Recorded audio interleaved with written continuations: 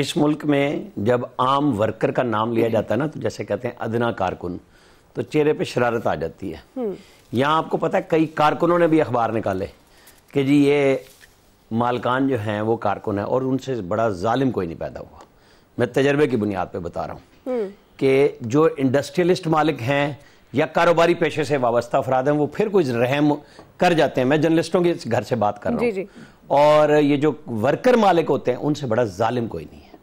اسی طرح یہ جو ورکر آپ کہتے ہیں جن کو عام آدمی کہتے ہیں، اور اس میں آپا نثار فاطمہ کا بیٹا ہو احسن اقبال، اور وہ اپنے بیٹے کے لیے دوسری کانسٹیچوئنسی میں سیٹ مانگ رہا ہو تو وہ بھی وہیں کھڑا ہے۔ دانیال عزیز اپنے والد صاحب کی سیٹ پہ ہے، اور جب خود نااہل ہوئے تو ان کی بیگم صاحبہ کو سیٹ پہ لڑایا گیا۔ لہذا یہ نہیں ہے کہ یہاں پہ وراثت ریاست یہ سب ایک جیسے ہیں۔ شاہ محمود قریشی اس پارٹی کی نمائندگی کر رہے تھے جس نے کہا تھا کہ ہم تو مانتے ہی نہیں کسی کو۔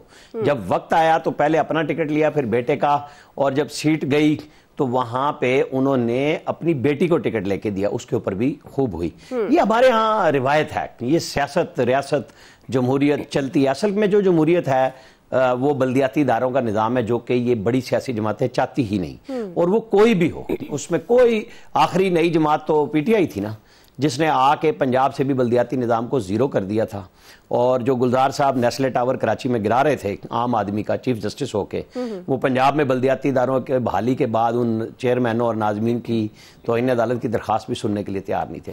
وہ پڑا پڑا نظام ختم ہو گیا۔ تو جب تک آپ وہاں سے سٹارٹ نہیں کریں گے تو ہمارے ہاں تو چونکہ بیسک جمہوریت کی ادارے آ کے فوجی جو عامر آتے ہیں وہ اس لیے بناتے ہیں کہ یہ عام سیاستدانوں کے متبادل نرسریاں تیار کر دیں ہم، کہ یہ لوگوں کا کتھارسس ہوگا۔ وہ بھی بنیادی ڈیموکریسی جو شروع کر رہے ہوتے ہیں اس کو اس لیے نہیں کر رہے ہوتے کہ یہ وہ کوئی سچی جمہوریت چاہ رہے ہوتے ہیں، نہیں، وہ سچا پیار جس طرح نہیں ملتا اس طرح سچی جمہوریت بھی نہیں ملتی۔